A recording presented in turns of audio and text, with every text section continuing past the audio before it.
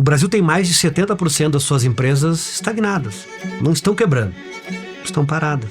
A empresa parada está morrendo devagar.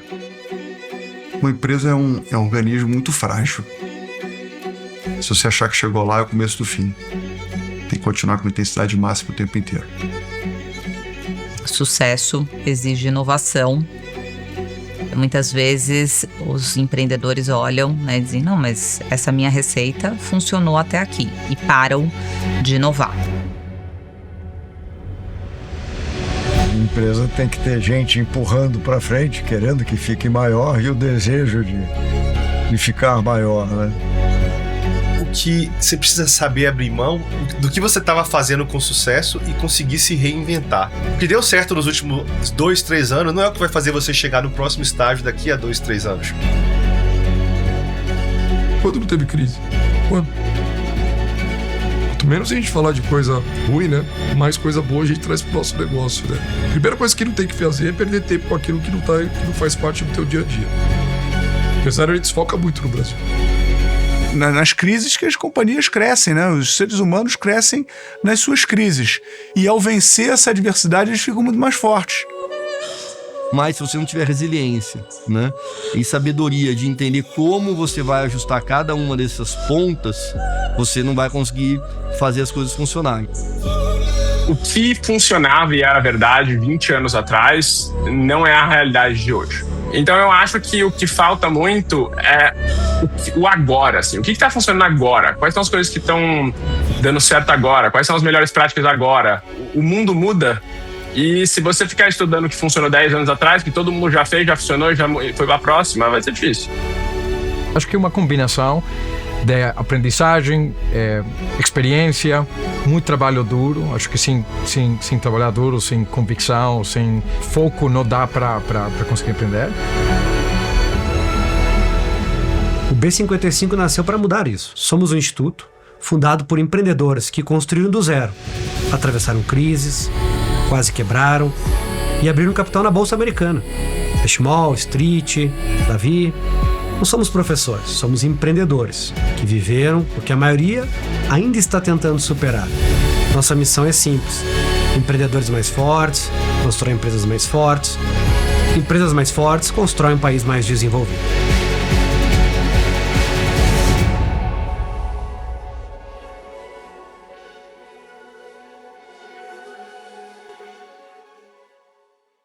Por que o Brasil, né, diante de tanta burocracia, diante de tanta estabilidade, carga tributária, enfim, continua sendo um excelente ambiente para empreender? É justamente por isso. É um ambiente onde é mais difícil das coisas acontecerem. E num ambiente como esse, existem muito mais problemas.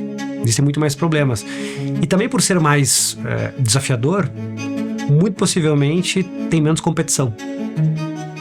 Das lições que eu aprendi de um grande mentor meu foi as grandes oportunidades que existem quando você se posiciona no lado da escassez, não do lado da abundância. Eu tinha a possibilidade de empreender nos Estados Unidos, porque fiz faculdade lá, trabalhei lá, mas tinha muitos outros empreendedores nos Estados Unidos, tinha milhares de empreendedores nos Estados Unidos, tinha problemas pequenos. Mas no Brasil, na América Latina, tem maior escassez e tem problemas maiores. Então a oportunidade num país como o Brasil é gigantesca, é muito maior do que as possibilidades que oferecem países mais desenvolvidos como os Estados Unidos. Digamos que eu já tinha enxergado o tamanho da oportunidade no Brasil, que é entender que o Brasil tinha a maior concentração bancária do mundo e que tinha a oportunidade de juntar um grupo de homens e de mulheres, etc., que pudessem combater isso. Eu achei mais fácil fazer empresa no Brasil, contando tudo. Tem muita oportunidade, porque tem pouca gente tentando, assim. Nos Estados Unidos você tem que sempre se perguntar por que isso aqui não funciona antes, sabe? E no Brasil a resposta muitas vezes é que ninguém fez, entendeu? Cara, a primeira coisa que eu deixo bem claro pra todo mundo é que eu tenho orgulho de ser brasileiro. Um país de mais de 200 milhões de habitantes, um país de consumo, um país onde, se você conseguir definir qual é o público que você quer atingir, você tem massa. Só que para você poder ter massa, você tem que ter escala. Para você poder ter escala, você tem que ter distribuição. Para você poder ter distribuição, você tem que gerar crédito.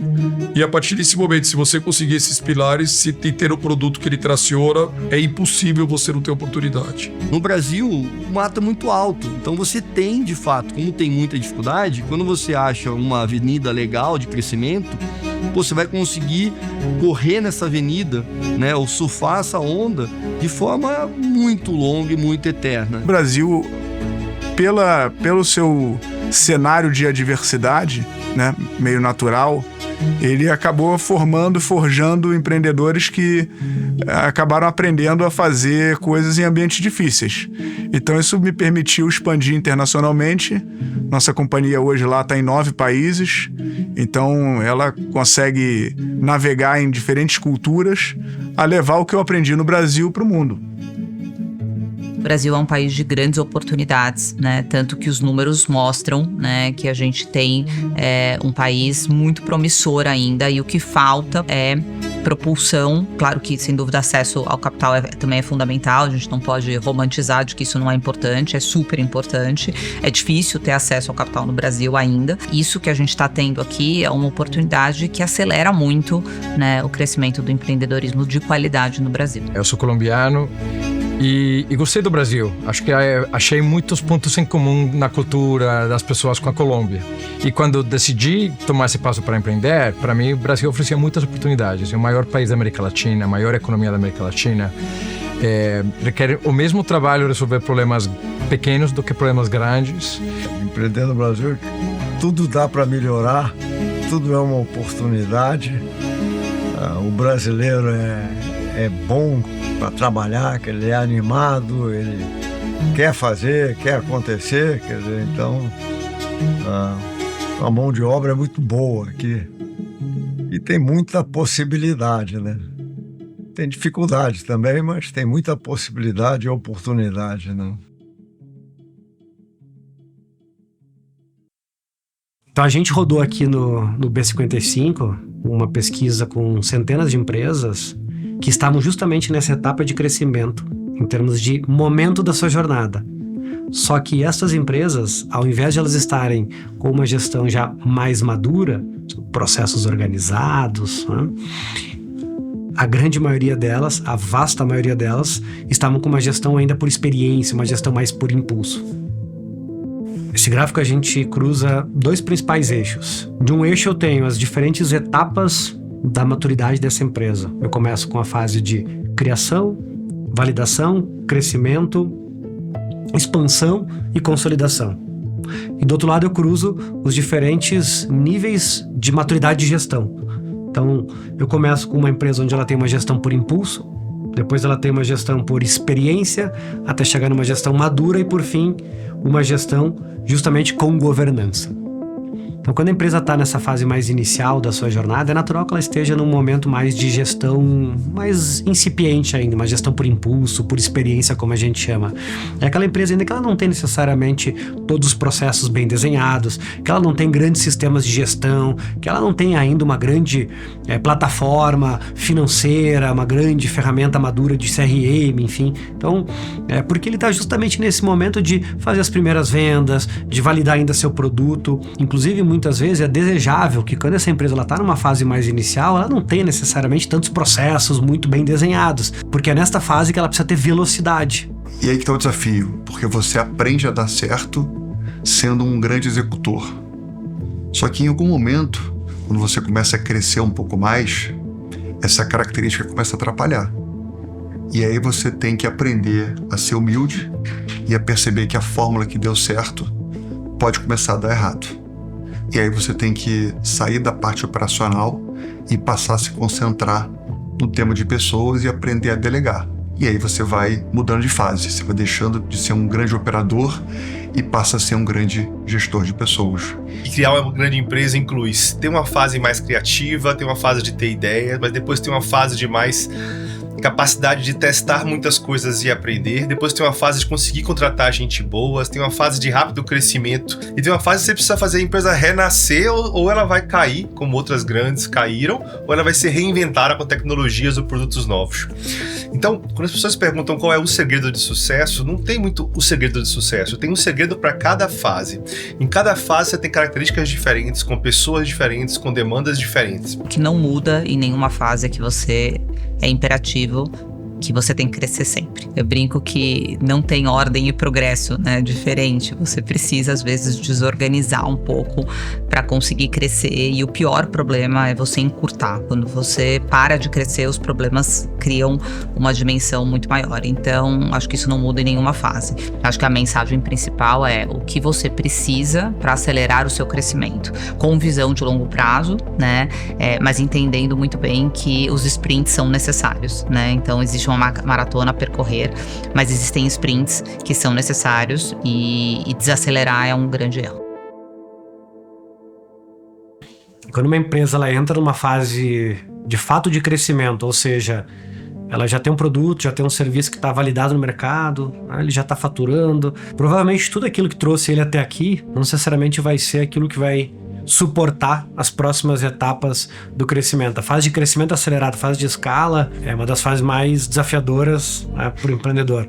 E daqui para frente, a grande virada de chave, e é onde muitas vezes o empreendedor ele se torna o gargalo de crescimento dessa empresa, é ele entender que ele precisa ser a pessoa que vai facilitar a vida de várias outras pessoas muito melhores do que ele, para suportar esse crescimento. Meu trabalho número 1 principal foi construir essa equipe, trazer pessoas que um a um fossem preenchendo esses gaps em conhecimento que eu tinha. E eu acho que essa foi a primeira grande decisão que a gente tomou no banco. A gente queria ser uma empresa de tecnologia no banco. Aí a gente trouxe pessoas de tecnologia muito fortes. Precisava de pessoas que entendessem muito bem do mercado financeiro no Brasil. A gente trouxe minha cofundadora, Cris, que essa combinação de grandes pessoas, uma cultura que tem muita clareza, que tem um propósito grande e que inspira as pessoas para irem além, é a fórmula adequada para executar um projeto de grande ambição. Para você construir um negócio legal e grande, a primeira coisa, que é uma das regras nossas aqui, uma das coisas que a gente mais acredita, é ter gente boa, é ter densidade de talentos. Porque não adianta você ter um monte de cara bom, cada um remando para um lado, né, com a cabeça em posições diferentes, porque isso vai fazer com que você gaste uma energia enorme, não tracione, você não vai conseguir sair do lugar. Então, para mim, essa equipe bem sincronizada leva a gente para outro nível de companhia e para um sucesso muito mais rápido do que um fracasso. E trazer uma cultura de ética, de seriedade, criar soluções para os clientes, de colocar o cliente da empresa e o produto em primeiro lugar, através da transpiração. Mas existe método. Quer dizer, você consegue, ao longo dos anos, formar uma cultura vencedora se você também for exemplo dela. Você basicamente define um plano, você estabelece metas, você quebra essas metas entre os seus times, você monta rituais semanais, mensais, onde você aprofunda nesses indicadores e garante que eles vêm sendo atingidos ou não. Se eles não forem atingidos, a gente traz contramedidas de forma com que nos meses subsequentes a gente consiga mudar as trajetórias e possa compensar as perdas anteriores. E, de novo, isso é algo que vai se alimentando no tempo e garante que você tem um plano e que com essas checagens você vai conduzindo e vai contornando e vai sempre aprimorando e vai sempre aprendendo no tempo. Então, acho que esse é o modelo mais tradicional. Acho que essa é a minha dica. 2006, uns 5 anos depois de ter começado a empresa, a gente já estava bem financeiramente, mas uns 2 anos antes a gente estava quase quebrado. E apareceu uma empresa interessada em comprar a XP. E ela nos ofereceu $30 bilhões. Então, seria o equivalente hoje a R$200 bilhões, mais inflação, então seria bem mais do que isso, né? Talvez hoje em dia fosse uns R$500 bilhões. Mas 1 ano antes, 2 anos antes, a gente estava quebrado. Então, quando chega alguém e coloca muito dinheiro na sua frente e você vem de um cenário de muita escassez, você fica balançado. No começo, assim, um pouco antes, a gente ficava na dúvida, porque, né, você pensa no dinheiro, você pensa na proteção da família, né? Você pensa em ter independência financeira, mas ao mesmo tempo todos nós estávamos angustiados, né? Por aquilo seria a interrupção de um projeto de vida. A gente gravou a conversa porque a gente não queria esquecer do que movia a gente naquele momento e depois veio o alívio. Foi assim, que bom que a gente está aqui, a gente vai continuar trabalhando, a gente vai continuar indo firme e o projeto só está começando mesmo. A história passou por muitas reviravoltas, a gente quase quebrou várias vezes. Os primeiros muitos anos a gente não tinha um produto bom, não tinha dinheiro, não tinha investidor. E é legal contar isso para reafirmar que mesmo hoje eu estou administrando uma empresa tão grande, começou com uma empresa de 2 pessoas que deu errado por 3, 4, 5 anos até a gente começar a acertar. E continua dando errado até hoje, mas a gente continua melhorando, acertando e cada dia fazendo uma empresa um pouquinho melhor. O primeiro deles foi na minha gestação. Eu fiquei 4 meses internada antes dele nascer e depois 2 meses com ele na UTI, então foram 6 meses de hospital. Eu entrei em junho, saí em dezembro. Eu estava empreendendo a marca Brasil Cacau, foi um momento muito difícil, né? Mas eu encontrei, de novo, tendo também muito respeito, muito cuidado, né, com o momento que eu estava passando, mas o meu lado estratégico aflorou muito. Então foi um momento que eu aprendi a, na marra, delegar mais a questão operacional, mas me dediquei. Eu brinco que eu saí, né, do hospital com os meus 2 bebês no colo, porque eu empreendi uma marca dentro do São Luís e empreendi um filho dentro do São Luís. Então eu saí com todo o plano estratégico da marca. A gente depois colocou ela no mercado em 1 ano. Depois, no momento do deal, né, com a Nestlé, então imagina liderar um deal, né, nessa magnitude. Eu tive um câncer, então foi um momento muito difícil também, mas a gente supera e a gente encontra uma rede de apoio. Eu acho que as pessoas, os empreendedores, quando estão começando, pensam mais tipo, pô, quando eu for desse tamanho, aí minha vida vai estar tranquila, entendeu? Agora que eu tô com medo de morrer, vai ser, pô, aqui é difícil. E eu diria que, assim, na minha experiência, com certeza, quanto maior, mais estresse, assim, vai piorando em vez de melhorando. Então, acho que isso é uma coisa que ninguém vê. Comprei uma corretora de bolsa em 71. 2 meses depois que eu comprei a corretora, a bolsa caiu 70% e os negócios de corretagem subiram. Então, eu tinha investido todo o meu dinheiro num negócio e não tinha mais muito. O negócio não era mais um bom negócio, né? Aí tive que me adaptar. O governo brasileiro, na época, estava criando um mercado de obrigações reajustáveis. Quer dizer, eu achei aquilo interessante e me especializei numa coisa que eu não...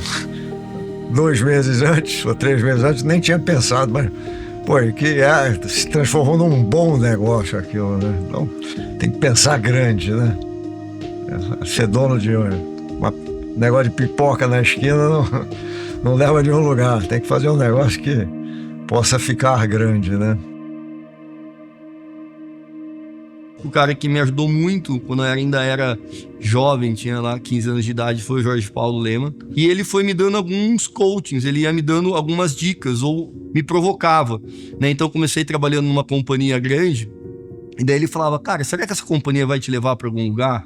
Né? Será que ela vai conseguir gerar o impacto que você quer? Né? E depois tinha a relação também da disciplina, do foco, né? Eles já estavam construindo um negócio incrível aqui, né, no Brasil, lá atrás isso, né? E eu conseguia ver essa trajetória do Jorge. E daí ele dizia, olha, precisa ter foco, precisa ter disciplina, precisamos tomar risco. São todos os elementos que a gente enxerga em companhias que deram certo. E eu falo que muito do que eu construí veio daquilo que ele me passou e daquilo que ele me provocava.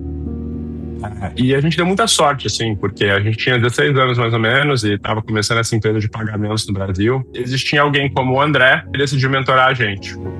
E foi muito bom, porque eu acho que, assim, a gente com certeza não teria conseguido fazer o Pagar.me sem ele. Ele foi nosso primeiro investidor e ensinou a gente a contratar, a demitir, a montar produto, time de vendas. Então, assim, essa mentoria foi essencial. Você vai sempre procurando pessoas que podem te agregar valor em você também organizar as ideias, né? Isso é muito importante. Até se expor a um ambiente onde você tem pessoas mais experientes que podem te ajudar a organizar as ideias.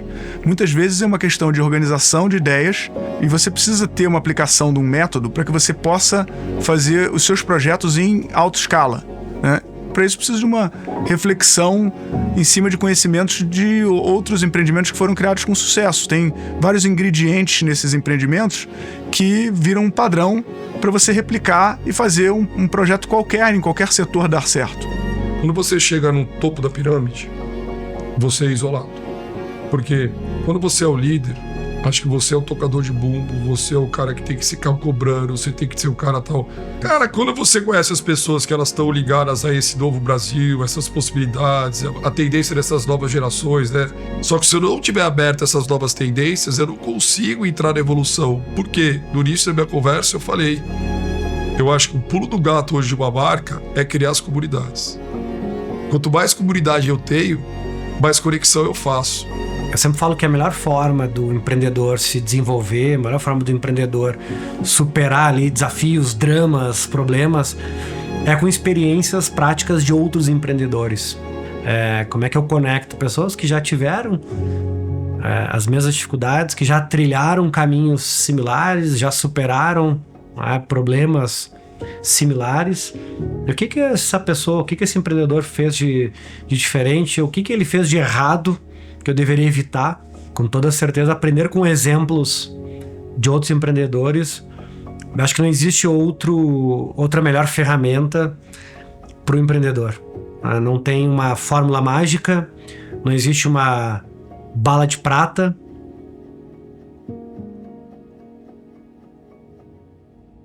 Eu sempre procurei conhecer ou estar com pessoas que sabiam mais do que eu, né? No início da minha carreira foi no mercado financeiro, então eu tinha vários conhecidos na Goldman Sachs, que era o melhor banco de investimento dos Estados Unidos, e eles me deram muita orientação, me ensinaram coisas sobre o mercado financeiro, esquema de partnership, de atrair pessoas como sócios.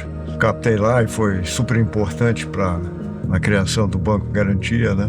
Sempre tentando aprender. Muito do conteúdo das instituições tradicionais é muito estático, não é um conteúdo dinâmico. Especialmente a tecnologia está mudando tão rápido que a possibilidade de empreender muda realmente semanalmente, diariamente. As faculdades erram, né? Quando elas ensinam business, né? Porque elas ensinam um método. E não existe um método, existem vários métodos. E dependendo do teu estágio de empreendedorismo, o método é diferente. Então, você tem que mudar o método, você tem que mudar a fórmula. Muitas vezes a tua empresa funciona num ambiente, num cenário, depois o cenário muda, só que você como empreendedor acha que aquele ambiente, aquela conjuntura de concorrentes, que ela vai continuar sempre igual. Placas tectônicas vão se mexendo, o cenário vai mudando, a concorrência vai mudando e você também tem que mudar. Você tem que mudar como empreendedor, você tem que mudar muitas vezes o time. Se você se acomodar nesse ambiente, você pode quebrar muito facilmente. Assim, uma empresa é sempre muito frágil. Você tem que estar o tempo inteiro na ponta dos cascos, olhando o detalhe e garantindo que essas coisas todas fiquem em ordem. O modelo educacional, principalmente da escola de administração, ele ficou um pouco atrasado e a gente acredita que, através de algumas iniciativas que trazem a dor prática para a sala de aula, podem ajudar a gente a ser mais assertivo no método que funciona para hoje, né? E para um determinado público. Tem um outro aspecto importante na parte de empreendedorismo em específico, que o método ele muda de acordo com a fase do empreendimento e de acordo com o perfil do empreendedor. Então você precisa trabalhar essas duas dimensões para você acertar em como você produzir aprendizado. A gente não quer ensinar nada, a gente quer que a pessoa aprenda o que é útil para ela e o que pode ser aplicável na realidade dela.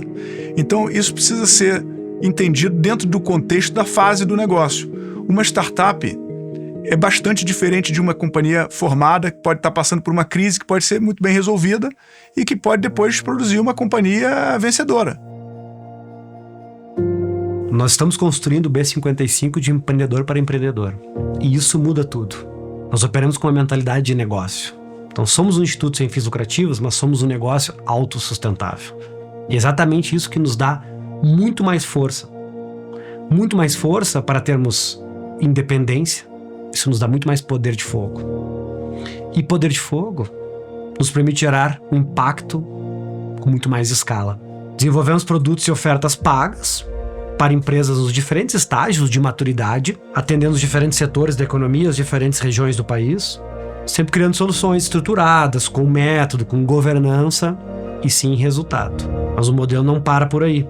Por sermos autossustentáveis, a gente consegue direcionar recursos para várias outras iniciativas de impacto. Programas para jovens empreendedores, iniciativas para pequenas empresas, ou seja, trazendo sim aqui também este impacto social. Então o que nós estamos oferecendo aqui no B55 é tornar possível o que antes era impossível.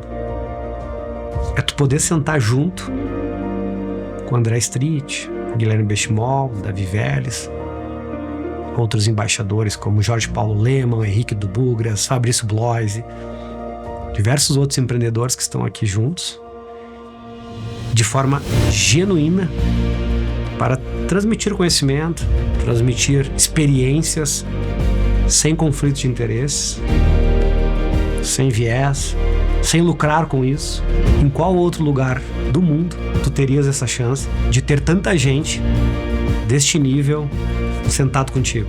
O capitalismo é o único sistema na história da humanidade que tem conseguido tirar bilhões de pessoas da pobreza. Eu acho que a gente precisa investir nesse sistema, mostrando que consegue resolver grandes problemas para as pessoas e consegue fazer muito impacto na sociedade. Quando eu escutei da possibilidade de fazer isso com o André, com o Guilherme, para mim era uma aposta muito clara e algo que a gente tinha que fazer para realmente apoiar mais e quem sabe ver mais milhares de empreendedores no Brasil construindo grandes empresas e ajudando a aumentar o emprego e a mover a economia.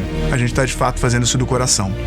A gente está colocando alguns milhões pessoais nossos nesse empreendimento para dar o capital semente para isso se viabilizar. Então não temos nenhum objetivo de ganhar absolutamente nada com esse empreendimento.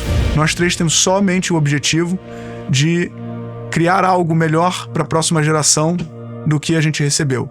A gente empreendeu num ambiente onde não tinham os exemplos das companhias do tamanho das nossas e a gente quer tentar transformar esse empreendimento numa iniciativa que ajuda isso aqui e vira exemplo também para outras iniciativas. Você vai ficando mais velho, você vai querendo retribuir, você vai querendo ajudar mais as pessoas, e eu acho que é muito gratificante quando você traz aquele insight que tira o empreendedor de uma cilada e que aquilo que não funcionava agora começa a funcionar. Mas que a gente faça movimentos como esse que, de novo, podem transbordar e podem ajudar o Brasil a ser cada vez mais o país que a gente acredita.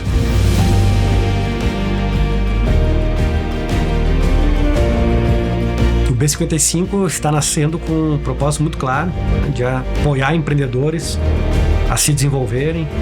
Esses empreendedores mais fortes, eles vão criar empresas mais fortes. Essas empresas vão crescer e automaticamente a gente vai ter um país muito mais forte através do empreendedorismo. A gente acredita de verdade nisso.